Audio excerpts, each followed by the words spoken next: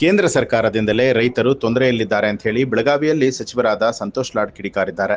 BJP ಪ್ರತಿಭಟನೆ ಕುರಿತು ಸುದ್ದಿಗಾರರೊಂದಿಗೆ ಮಾತನಾಡಿದಂತಹ ಅವರು, ಕೇಂದ್ರ ಸರ್ಕಾರ ರೈತರ ಸಾಲ ಮನ್ನಾ ಮಾಡಿದ್ದಾರಾ ಅಂತ ಹೇಳಿ ಪ್ರಶ್ನೆ ಮಾಡಿದ್ದು, ಕೇಂದ್ರದಲ್ಲಿ ನಾವಿದ್ದಾಗ ರೈತರ ಸಾಲವನ್ನ ಮನ್ನಾ ಮಾಡಿದ್ವಿ ಅಂತ ಹೇಳಿದ್ದಾರೆ. ಇನ್ನು 700 ಜನ ರೈತರು ದೆಹಲಿಯಲ್ಲಿ ಸಾವನ್ನಪ್ಪಿದ್ರು. ಇದಕ್ಕೆ ಬಿಜೆಪಿಯವರು ಉತ್ತರವನ್ನ ಯಾಕೆ ಕೊಡ್ತಿಲ್ಲ ಅಂತ ಹೇಳಿ ಲಾಡ್ ಕಿಡಿಕಾರದ್ರು. ಇವತ್ತು ನೋಡಿ, ಕರ್ನಾಟಕದಲ್ಲಿ ಕಳೆದ 11 ವರ್ಷದಲ್ಲಿ ಅವ್ರದೇ ಸರ್ಕಾರ ಇರಲಿ, ತೊಂದರೆ ಆಗಿದ್ದಾಗ ಯಾರ ರೈತರು ರೊಕ್ಕ ಕೊಟ್ಟಿದ್ದಾರೆ ನನಗೆ ಹೇಳಿ ನೋಡೋಣ. ರೈತರ ಸಾಲ ಏನನ್ನ ಮನ್ನಾ ಮಾಡಿದ್ದಾರಾ? ಕೇಂದ್ರದಲ್ಲಿ ನಾವಿದ್ದಾಗ 73,000 ಕೋಟಿ ಸಾಲ ಮನ್ನಾ ಮಾಡಿದ್ವಿ. ಸಿದ್ದರಾಮಯ್ಯವರು ಇಲ್ಲಿದ್ದಾಗ ಸುಮಾರು 8,500 ಕೋಟಿ ಸಾಲ ಮನ್ನಾ ಮಾಡಿದ್ವಿ.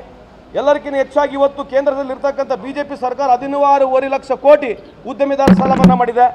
5% ಕಾರ್ಪೊರೇಟ್ ಟ್ಯಾಕ್ಸ್ ಕಮ್ಮಿ ಮಾಡಿದೆ. 5% ಕಾರ್ಪೊರೇಟ್ ಟ್ಯಾಕ್ಸ್ ಕಮ್ಮಿ ಮಾಡಿದ್ರೆ ಸುಮಾರು 11 ಲಕ್ಷ ಕೋಟಿ ನಷ್ಟ ಇದೆ ಈ ದೇಶಕ್ಕೆ.